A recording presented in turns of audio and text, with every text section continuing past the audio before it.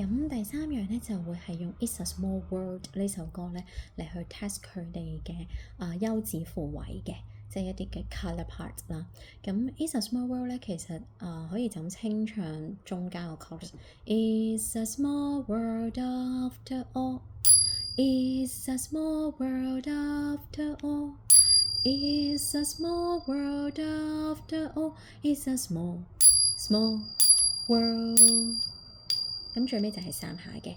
咁其實淨係清唱呢一個嘅 chorus， 佢哋做到啦，係啦。咁都係要A， 即係都係第一組同埋第二組嘅小朋友啦。因為10幾或者係20幾個小朋友，其實量都好多，都未必做到，即係一定係唔會夠數量係可以俾到每一個小朋友同一時間去做㗎啦。咁所以咧冇樂器嘅小朋友就係都會拍手啦。It's a small world after all. It's a small world after all. It's a small world after all. It's a small world。係啦，咁或者就係俾樂器之前咧，係一定要先做咗呢一個嘅身體敲擊。咁跟住個個做到晒啦，咁先至分開一半係有呢一個嘅碰鈴啦。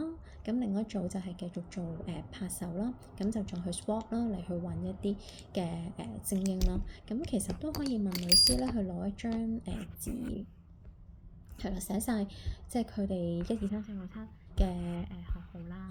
咁跟住之後，因為我哋頭先有第一次就係用Mickey Mouse 嘅節奏啊嘛，咁可能第一 round 邊一啲做到就踢，係啦，做唔到話交叉。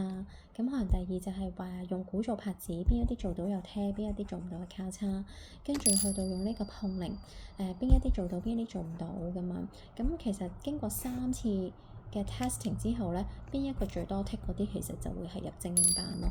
咁所以都係係啦，要睇埋究竟，即係我覺得咁樣嘅方法會比較清晰啲。所以如果你係會用呢一張，即係你用呢一張紙啊、剔啊、交叉啊咁樣，其實影埋俾我，係啦，咁我就更加清晰啦。咁跟住之後咧，可以係播個音樂就去 jam 啦，因為始終清唱同埋係呢一個嘅有歌嘅時候咧，都係有少少嘅分別嘅。有歌嘅時候係一定個專注力要更強嘅。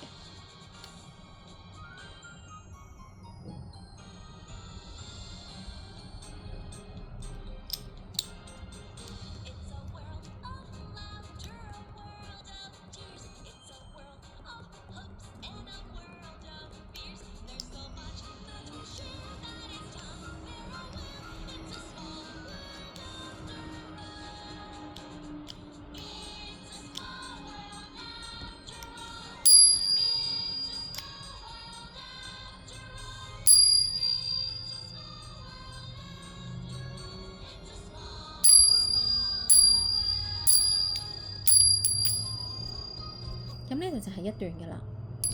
咁咧可能碰鈴咧，佢哋嘅數量會再少啲。咁所以可能你要喺你十幾20幾個裏面，可能要直頭分開5 group 添。即係可能一 group 係4個小朋友，一 group 係5個小朋友，咁嚟去 mark 咯。咁所以基本上一個嘅小朋友佢真係淨係打嗰段嘅 chorus，跟住音樂停就再 pass 去俾第二個 group 咁樣去做咯。